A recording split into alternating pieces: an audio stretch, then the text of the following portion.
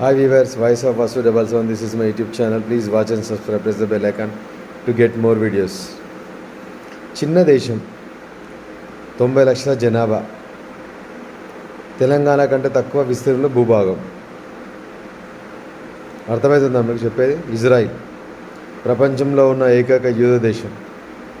లేటెస్ట్గా Lebanon Hezbollah పైన దాడి చేసింది. యుద్ధం స్టార్ట్ అయినప్పటి నుంచి ఇజ్రాయిల్ పైన అటు యెమెన్ నుంచి హౌతీలు, ఇటు లెబనాన్ నుంచి హిజ్బుల్లా తీవ్రవాదులు, అటు ఇరాన్ నుంచి ఇస్లామిక్ రెసిస్టెన్స్ ఫోర్స్, మళ్ళీ ఇంకా అంటే ఆల్మోస్ట్ తీవ్రవాద సంస్థలు మొత్తం ఇప్పుడు పాలస్తీన్లో ఉన్నటువంటి హమాస్ తీవ్రవాదులకు సపోర్ట్గా వీళ్ళంతా ఇజ్రాయిల్ పైన దాడి చేస్తున్నారు. రీసెంట్గా గులాన్ హైట్స్ పైన లెబనాన్ రాకెట్ల దాడి చేస్తే సాకర్ ఆడుతున్నటువంటి 12 మంది చిన్నారులు చనిపోయారు. ఎట్లా ఉందంటే ఇది పడుకున్న గుర్రాన్ని లేపి మరీ పడుకున్న సింహాన్ని దాని జూలు బట్టి లాగి లేపితే దాంతో షికారి అయినట్టు సిచ్యువేషన్ కనిపిస్తుంది. ఎందుకంటే ఇజ్రాయిల్ ఒక పవర్ఫుల్ కంట్రీ, చిన్న దేశమైనా సరే టెక్నాలజీ పరంగా ఎంతో ముందుంది. వాళ్ళ దగ్గర అడ్వాన్స్డ్ వెపన్స్ ఉన్నాయి, యాంటీ బాలిస్టిక్ సిస్టమ్స్ ఉంది, తర్వాత ట్యాంక్స్ ఉన్నాయి, వార్ హెడ్స్ ఉన్నాయి.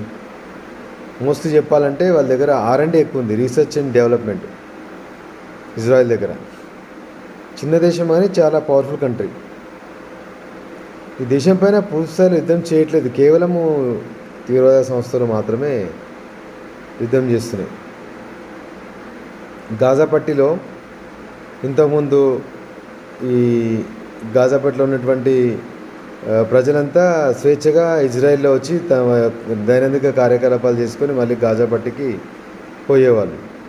ఎప్పుడైతే ఈ హమాస్ తీవ్రవాదులు ఇజ్రాయెల్లో ఆకస్మికంగా దాడి చేసి 2000 మందిని ఇజ్రాయలీలను పొట్టన పెట్టుకున్నారు, అప్పుడు యుద్ధం స్టార్ట్ అయింది.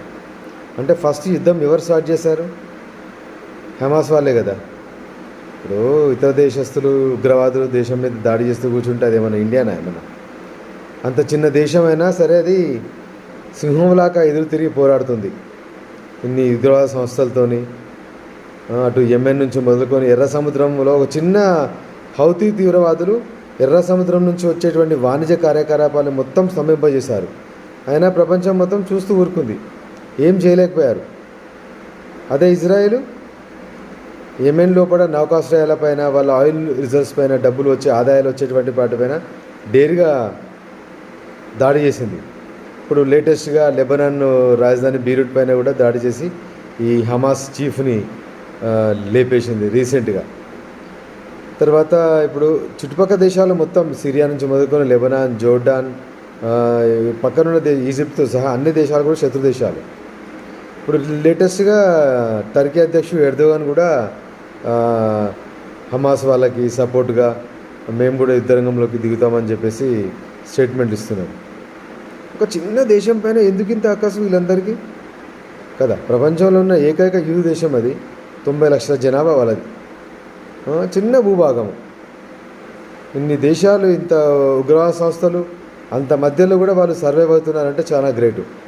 అంటే యాజ్ ఏ కంపారిజన్ మన ఇండియాని చూసుకుంటే భౌగోళిక పరంగా పెద్దగా ఉంది, సైన్యం పరంగా పెద్దగా ఉంది, ప్రజాస్వామ్య దేశము, డెమోక్రాటిక్ కంట్రీ, అన్ని మతాలు సమానంగా చూసుకొని సెక్యులర్ కంట్రీ. మరి కాశ్మీర్ లోపల ఇంత అల్లకల్లోలం చేస్తున్నా ప్రభుత్వం మాత్రం సత్వర నిర్ణయాలు తీసుకోదు. అదే ఇజ్రాయెల్ అయితే ఏదైనా ఇన్సిడెంట్ జరిగిందనుకో ఇన్స్టెంట్గా సత్వర నిర్ణయాలు తీసుకొని వెంటనే దాడి చేయడానికి వెనుకంజ వేయరు. తన సోల్జర్స్ కూడా, ప్రతి ఒక్క ఇజ్రాయలీ పౌరుడు కూడా స్వచ్ఛందంగా సైన్యంలో కూడా పనిచేస్తారు. అంటే అక్కడ ఉన్నటువంటి 90 లక్షల మంది కూడా పరోక్షంగా సైనికులే.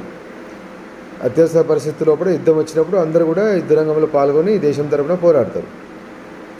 అదే కాన్సెప్ట్తో మన దగ్గర కూడా అగ్నివీరు పెడితే ప్రతిపక్షాలు ఎంత రాద్ధాంతం చేస్తున్నాయి. దేశంలో ఉన్నటువంటి ఒక పౌరునికి దేశభక్తి ఎంతో అవసరం. కాశ్మీర్ లోపల రీసెంట్గా ఎన్ని అల్లకొల్లాలు జరిగినాయి అసలుకి. సత్వర నిర్ణయాలు తీసుకోరు. ఏదన్నా సర్జికల్ స్ట్రైక్ చేస్తే ప్రతిపక్షాలు సాక్ష్యాలు కావాలని అడుగుతాయి. సర్జికల్ స్ట్రైక్ చేసినటువంటి సాక్ష్యాలు ప్రతిపక్షాలకు పార్లమెంట్లో చూపించాలి.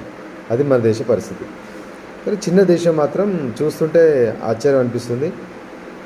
సింహంలాగా పోరాడుతుంది ఇజ్రాయెల్. కాబట్టి మన పూర్తి మద్దతు ఇజ్రాయెల్కి ఇవ్వాలి.